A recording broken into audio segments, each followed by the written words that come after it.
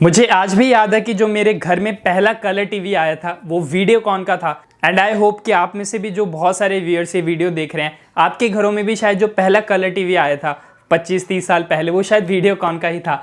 सो आप सोच रहे होंगे कि आज मैं ये वीडियोकॉन के ऊपर क्यों बात कर रहा हूँ।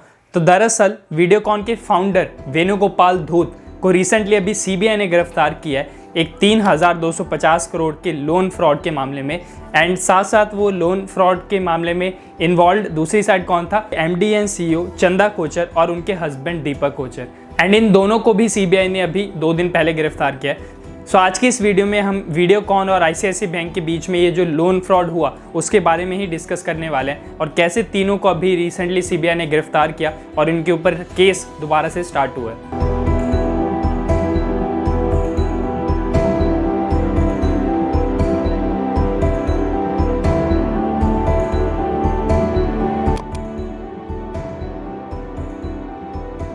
इस वीडियो में हम वीडियोकॉन की पूरी जर्नी देखेंगे कि कैसे वीडियोकॉन इंडिया में स्टार्ट हुआ, कैसे उसका एक पीक टाइम आया, rise and rise of Videocon, और कैसे वहाँ से उसका डाउनफॉल होना स्टार्ट हुआ। एंड उस डाउनफॉल के दौरान जब वीडियोकॉन ने आईसीआईसीआई बैंक को लोन के लिए अप्रोच किया तो कैसे उन्होंने 3,250 करोड़ का एक लोन फ्रॉड किया। सो मैं अनमोल शर्मा फिनलाइट की इस वीडियो में आपका स्वागत करता हूँ। एंड हम ये वीडियो स्टार्ट कर रहे हैं उससे पहले एक छोटी सी रिक्वेस्ट है कि अगर अभी तक आपने हमारे चैनल को सब्सक्राइब नहीं किया है तो प्लीज़ पहले जाके चैनल को सब्सक्राइब भी ज़रूर कर ले, ताकि हमें इस नए साल में एक मोटिवेशन मिलती रहे अच्छी से अच्छी वीडियोस बनाने के लिए। सो चलिए शुरू करते हैं। सो वीडियो के पहले पार्ट की हम शुरुआत करते हैं, the rise and rise of Videocon.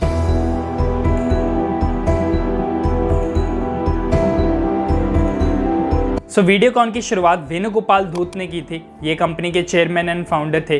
1951 में जन्मे वेणुगोपाल धूत ने अपनी ग्रेजुएशन इलेक्ट्रिकल इंजीनियरिंग में की थी। एंड ये इलेक्ट्रिकल इंजीनियरिंग की पढ़ाई ने उन्हें वीडियोकॉन स्टार्ट करने में काफ़ी ज़्यादा मदद की। एंड जब वो वीडियोकॉन स्टार्ट करने के अपने इनिशियल डेज में थे तो 1980s के टाइम वो जापान गए थे to discuss a potential collaboration with Toshiba, जो उस टाइम पे एक बहुत बड़ा जापान में कलर टीवी का एक बहुत बड़ा ब्रांड था। सो वेणुगोपाल धूत का जापान जाके तोशिबा से बात करने का पर्पस ये था कि वो एक पोटेंशियल कोलैबोरेशन के थ्रू इंडिया में कलर टीवी लेके आए। एंड जब वो इंडिया में कलर टीवी लेके आए वीडियोकॉन ब्रांड के नाम पे, तो शायद उन्होंने भी नहीं सोचा था कि कलर टीवी इंडिया में एक बहुत ही बड़ा सक्सेस होगा। सो वीडियोकॉन का जो फर्स्ट वेंचर था कलर टीवी इंडिया में लेके आने का, वो बहुत एक मैसिव हिट हुआ। सो वीडियोकॉन ने अपना पहला मैन्युफैक्चरिंग सेटअप औरंगाबाद में शुरू किया था। एंड धीरे धीरे उन्होंने ये मैन्युफैक्चरिंग फैसिलिटी इंडिया के और भी डिफरेंट पार्ट्स में उन्होंने बढ़ाई। बट टीवी बेचने के साथ साथ इनिशियल डेज में ही उन्होंने वॉशिंग मशीन, रेफ्रिजरेटर और एयर कंडीशनर भी बेचा। एंड क्योंकि इंडियन मिडिल क्लास के लिए ये सारी चीज़ें नहीं थी, तो इंडियन मिडिल क्लास ने ये सारी चीज़ें बहुत ही ओपनली एक्सेप्ट की, और वीडियोकॉन की सारी मैन्युफैक्चरिंग आइटम्स, टीवी से लेके फ्रिज से लेके एसी, वॉशिंग मशीन, ये सारी चीज़ें एक बहुत ही मैसिव हिट हुई। इस इनिशियल सक्सेस के बाद वीडियोकॉन ने फिलिप्स का जो इंडिया का बिजनेस था उसको एक्वायर किया, और कोरिया के जो ब्रांड्स थे लाइक एलजी एंड सैमसंग, वो भी इंडिया में अपने न्यू एज प्रोडक्ट्स के साथ आ रहे थे।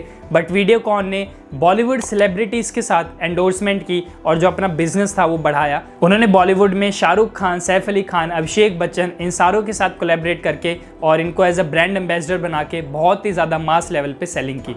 And meanwhile premium brands like LG and Samsung ये इंडिया के अपर क्लास को टारगेट कर रहे थे। बट वीडियोकॉन की जो ऑडियंस थी वो एक मिडिल क्लास फैमिली थी, और मिडिल क्लास और मास मार्केट में वीडियोकॉन ने अपनी पूरी पहचान बना ली थी। इस इनिशियल इलेक्ट्रॉनिक मैन्युफैक्चरिंग बिजनेस में जो वेणुगोपाल धूत को सक्सेस मिली, उस ओवर कॉन्फिडेंस ने वेणुगोपाल धूत को अनरिलेटेड बिजनेसेस में एंटर करने के लिए मोटिवेट किया। So Venugopal Dhoot oil and gas, real estate, इन सारे जो अनरिलेटेड बिजनेसेस थे, जो उनके एग्जिस्टिंग इलेक्ट्रॉनिक मैन्युफैक्चरिंग का बिजनेस था, उससे कोई लेना देना नहीं था इन बिजनेसेस में। सो इन बिजनेसेस में भी वेणुगोपाल धूत ने एंटर करना स्टार्ट किया। इसके अलावा वेणुगोपाल धूत ने एक loss making media company, music and media company acquire की, प्लेनेट एम, जिसको उन्होंने 200 करोड़ रुपए में एक्वायर किया। एंड शायद यही एक इंडिकेशन था, जब भी आप किसी बिजनेसेस को देखें कि वो अपने एग्जिस्टिंग बिजनेस से डाइवर्ट होकर दूसरे बिजनेसेस में घुसना चाहता है, तो आप समझ लीजिए कि उस कंपनी का पीक आ चुका है और वहां से उसका डाउनफॉल जल्दी ही स्टार्ट होने वाला है। वीडियो के हम सेकंड पार्ट में अब डिस्कस करते हैं the peak of Videocon.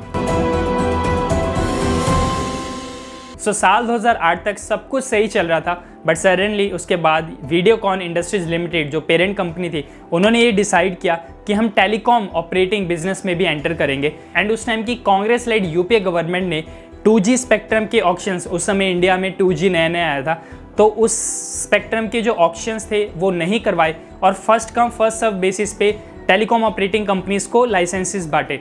So Videocon ने भी ये लाइसेंस एक्वायर किया यूपीए गवर्नमेंट के अंडर एंड अपने इस टेलीकॉम बिजनेसेस को बढ़ाने के लिए जो पेरेंट कंपनी थी वीडियोकॉन इंडस्ट्रीज लिमिटेड VIL ने बहुत ही ज़्यादा बैंक से लोन लिया। सो बाय 2010 वीडियोकॉन की टेलीकॉम सेलुलर सर्विसेज जो ये सब्सिडरी थी उसमें VIL ने पेरेंट कंपनी ने 10,000 करोड़ रुपए से भी ज़्यादा इन्वेस्ट किया हुआ था। इसलिए शायद अगर आपको याद हो कि जब इंडिया में इंटरनेट मोबाइल फ़ोन ये नया नया आया था 2010 के राउंड, तो वीडियोकॉन की सिम भी आती थी। तो वो इसलिए आती थी बिकॉज 2G स्पेक्ट्रम के जो लाइसेंस थे वो वीडियोकॉन ने एक्वायर किए थे under UPA government. By 2015 Venugopal Dhoot was the 61st richest person in India. उस समय उनकी एस्टिमेटेड वेल्थ थी $1.19 बिलियन एंड टेलीकॉम बिजनेस में एंटर करने के साथ साथ, सिम लॉन्च करने के साथ साथ वीडियोकॉन ने उस टाइम पे अपने मोबाइल फ़ोन्स भी लॉन्च किए एंड वीडियोकॉन ने सैटेलाइट टीवी सर्विसेज में भी अपनी एंट्री ली। एंड इसके साथ साथ अगर आपको याद हो तो IPL में पुणे वॉरियर्स इंडिया नाम की एक टीम आई थी, उसको भी एक्वायर करने के लिए वीडियोकॉन ने ट्राई किया बट अनफॉर्चुनेटली वो नहीं हुई। एंड जैसे कि मैंने बताया कि वीडियोकॉन एक ऐसा ब्रांड था जो मास को टारगेट करता था और उनका जो डिस्ट्रीब्यूशन चैनल था, उनका जो नेटवर्क था वो इंडिया के छोटे से छोटे शहरों तक था। तो अपने इसी नेशन वाइड डिस्ट्रीब्यूशन चैनल को यूज़ करके वीडियोकॉन ने D2H service, direct to home, जहाँ पे केबल, इंडिया में पहले केबल के थ्रू टेलीविज़न आता था बट लास्ट डिकेड में आपने भी नोटिस किया कि वो D2H सर्विसेज लॉन्च हुई थी जहाँ पे डिश के थ्रू टीवी में चैनल्स आते थे। सो वो D2H सर्विस में भी वीडियोकॉन ने एंट्री ली। सो अब हम वीडियो के थर्ड पार्ट में डिस्कस करते हैं कि कहाँ से उनका फॉल स्टार्ट हुआ, द फॉल ऑफ वीडियोकॉन। जैसे कि हमने वीडियोकॉन की जर्नी में भी देखा कि जो उनका प्राइमरी ब्रेड एंड बटर वाला जो बिजनेस था, जहां से उनको ज़्यादा अर्निंग्स होती थी, वो था उनका manufacturing, electronics manufacturing business. But 2010 के राउंड उस बिजनेस में भी बहुत ही ज़्यादा कंपटीशन आ गया था। बहुत सारे चाइनीज़ ब्रांड आ चुके थे, LG, सैमसंग, ये सारे ब्रांड्स तो ऑलरेडी डोमिनेट कर ही रहे थे। सो वीडियोकॉन के जो रेवेन्यूज़ एंड प्रॉफिट्स थे वो उस इलेक्ट्रॉनिक बिजनेस से कम होने स्टार्ट हुए। एंड इसके साथ साथ जो सबसे बड़ा उनको शॉक झटका जो ये लगा कि यूपीए गवर्नमेंट के टाइम जो उन्होंने 2G लाइसेंस एक्वायर किया था ताकि वो अपना सिम लॉन्च कर पाएँ, वो टेलीकॉम बिजनेस में स्टार्ट कर पाएँ, और उन्होंने वहाँ पे 10,000 करोड़ रुपीज़ भी इन्वेस्ट किए थे बहुत सारे लोन लेके। तो उस बिजनेसेस को शॉक ये लगा जब सुप्रीम कोर्ट ऑफ इंडिया ने ये बोला कि यूपीए गवर्नमेंट के टाइम जिन जिन कंपनीज को वो लाइसेंसेस मिले हैं वो सारे लाइसेंसेस को कैंसिल किया जाएगा, रद्द किया जाएगा, बिकॉज वो लाइसेंसेस विदाउट ऑक्शन उन कंपनीज को दिए गए थे। आज के टाइम अगर आपको याद हो तो 4G, 3G, 5G सारे स्पेक्ट्रम के लिए बाकायदा एक ऑक्शन हुआ करती है, बट उस टाइम पे 2G स्पेक्ट्रम के लिए यूपीए गवर्नमेंट ने विदाउट ऑक्शन वो लाइसेंसेस बांट दिए थे, जिसके बाद सुप्रीम कोर्ट ऑफ इंडिया ने ये अपने एक जजमेंट में बोला कि उन सारी कंपनीज के लाइसेंसेस रद्द किए जाएंगे। सो वीडियोकॉन की जो वो इनिशियल बहुत ही बड़ा जो कैपेक्स इन्वेस्टमेंट था, बहुत ही बड़ा जो उन्होंने उस टेलीकॉम बिजनेस में इन्वेस्ट किया था, वो सारा का सारा वेस्ट हुआ और वहीं से उनकी डाउनफॉल की शुरुआत हुई। सो 2012 में वीडियोकॉन के साथ साथ इंडिया में और भी 12-15 जो टेलीकॉम सर्विस कंपनीज थी उनको एक दिन में ही शट डाउन करना पड़ा। एंड वीडियोकॉन का जो टेलीकॉम वाला बिजनेस था उसमें से वीडियोकॉन ने 6,000 से भी ज़्यादा एम्प्लॉयज़ को फायर किया। सो सुप्रीम कोर्ट के इस झटके के बाद वीडियोकॉन की जो टेलीकॉम सब्सिडरी थी 2015 तक तो वो अपने लोन्स ही रीपे कर रही थी। एंड इस लोन को पूरा करने के लिए भी वीडियोकॉन ने जो पहले अपने इनिशियल डेज में इन्वेस्टमेंट्स की थी, फॉर एग्जांपल मैंने आपको बताया था कि इनिशियल डेज में उन्होंने अपने oil and real estate business में भी डाइवर्सिफाई किया था अपने आप को। सो ऐसे ही एक ऑयल का ब्लॉक जो वीडियोकॉन इंडस्ट्रीज लिमिटेड VIL ने खरीदा था, उसको उन्होंने 2014 में उसमें से अपना 10% stake ONGC and Oil India को $2.5 बिलियन में बेचा। एंड इसी पैसे को यूज़ करके जो टेलीकॉम बिजनेस के ऊपर उनका लोन था उसको वो धीरे धीरे पे कर रहे थे। And in 2017 Videocon started defaulting on it's loan payment. जो सब्सिडरी टेलीकॉम सब्सिडरी के लिए उन्होंने बहुत ही ज़्यादा डेट लिया था वो अब उस लोन को नहीं चुका पा रहे थे और अपने लोन्स पर उन्होंने डिफ़ॉल्ट करना स्टार्ट कर दिया था। इसलिए वीडियोकॉन ने ये रिक्वेस्ट की कि उनकी जो लोन है उसको रीस्ट्रक्चर किया जाए। And in fact state bank of India 2018 में रेडी भी हो गया कि जो वीडियोकॉन का जो भी डेट है उसको रीस्ट्रक्चर किया जाएगा और नए टर्म्स एंड कंडीशन के साथ उनको मौका दिया जाएगा कि वो अपने लोन को चुका पाएं। But reserve bank of India ने SBI के इस डिसीजन को अपोज करके ये बोला कि इंस्टेड की वीडियोकॉन का जो डेट है उसको आप रीस्ट्रक्चर करें, आप इन्हें बैंक्रप्सी के लिए भेजें, under the insolvency and bankruptcy code of 2016, जहां पे वीडियोकॉन के एसेट्स को आप बेचें एंड वहां से बैंक्स के पैसे को रिकवर किया जाए। And in the bankruptcy court banks ने ये क्लेम किया कि वीडियोकॉन से उन्होंने 64,637 करोड़ रुपीस लेने हैं, जिसका मतलब कि वीडियोकॉन के ऊपर जो लाइबिलिटीज है, जो टोटल ड्यूज है बैंक के, वो 64,637 करोड़ रुपीस हैं। बट वीडियोकॉन के एग्जेक्टिव्स का मानना था कि वीडियोकॉन के ऊपर 35,000 रुपीस का डेट है, ना कि 64,637 करोड़ रुपीस का डेट जो कि बैंक्स क्लेम कर रहे हैं। सो अब हम आते हैं वीडियो के फाइनल एंड फोर्थ पार्ट में, the ICICI bank connection.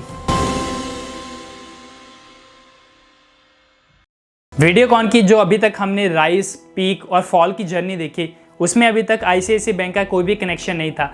But जब वीडियोकॉन का डाउनफॉल स्टार्ट हुआ और उनके ऊपर डेट लाइबिलिटीज, लोन्स वगैरह बहुत ही ज़्यादा बढ़ चुके थे, तो उन डेट लाइबिलिटीज़ को चुकाने के लिए वीडियोकॉन को और ज़्यादा डेट की ज़रूरत थी। एंड इसीलिए ही वीडियोकॉन के फाउंडर वेणुगोपाल धूत ने ICICI बैंक के उस समय के MD and CEO Chanda Kochhar को अप्रोच किया एंड उनसे ये फेवर मांगा कि मैं आपको कुछ मॉनिटरी बेनिफिट्स दूंगा इन रिटर्न कि आप मुझे ICICI बैंक से लोन्स लेने में हेल्प करें।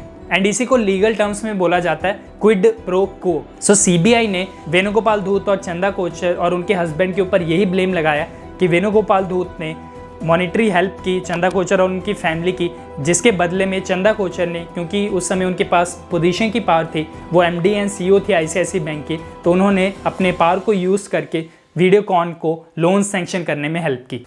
सो अकॉर्डिंग टू CBI, इस ट्रांजैक्शन या ट्रेड को ऐसे एग्जीक्यूट किया गया था कि चंदा कोचर के हस्बैंड दीपक कोचर ने एक कंपनी फॉर्म की थी by the name NuPower Renewables, जिसमें वीडियोकॉन के फाउंडर वेणुगोपाल धूत ने 64 crore rupees loan as a loan उनको दिया था। ऑब्वियसली ये डायरेक्ट एक ट्रांसफर था टू कोचर फैमिली, एंड जिसके कुछ दिनों बाद ही ICICI बैंक की तरफ से वीडियोकॉन इंडस्ट्री को 3,250 करोड़ रुपीस का लोन्स जो था वो सैंक्शन कर दिया गया था। इसके अलावा वीडियोकॉन इंडस्ट्रीज का, वीडियोकॉन ग्रुप का मुंबई में 5 करोड़ रुपीस का एक फ्लैट था, जिसको कोचर फैमिली को सिर्फ 11 लाख रुपए में दे दिया गया था। एंड जैसा कि इंडिया की बदनसीबी है और ये हर बार होता है कि विजय माल्या से लेके, नीरव मोदी से लेके या वेणुगोपाल धूत से लेके जो भी बड़े बड़े लोग हैं, ये बैंक से हज़ारों करोड़ों का लोन ले लेते हैं, बट एक फार्मर को ये सारे बैंक्स 1 लाख रुपए तक का लोन भी नहीं देते। तो ये इंडिया की एक बहुत बड़ी प्रॉब्लम है।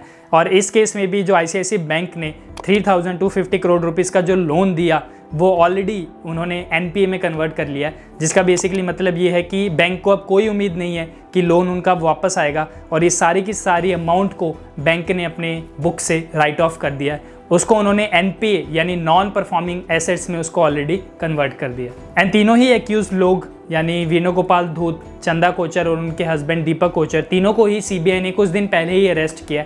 And her high profile case की तरह इस केस से भी आप ज़्यादा एक्सपेक्ट नहीं कर सकते कि बहुत ही ज़्यादा सही कार्रवाई होगी। सो आज की वीडियो के लिए बस इतना ही। होपफुली आपको ये रिसर्च, ये वीडियो अच्छी लगी। एंड अगर आपको ये वीडियो अच्छी लगी तो प्लीज़ इस वीडियो को लाइक करें, अपने फैमिली ग्रुप्स में, फ्रेंड्स ग्रुप में ज़्यादा से ज़्यादा इस वीडियो को शेयर करें, ताकि इस पूरे केस के बारे में हर किसी को पता लग सके। आपके क्या व्यूज़ हैं इस केस को लेके, वो ज़रूर कमेंट करें। एंड आपको क्या इंडियन लॉ के ऊपर फेथ है कि इनके ऊपर कार्रवाई होगी कि नहीं, तो प्लीज़ अपने व्यूज़ कमेंट करें। एंड चैनल को सब्सक्राइब करना मत भूलेगा। सो मिलते हैं नेक्स्ट वीडियो में, तब तक के लिए bye bye, and as always keep learning.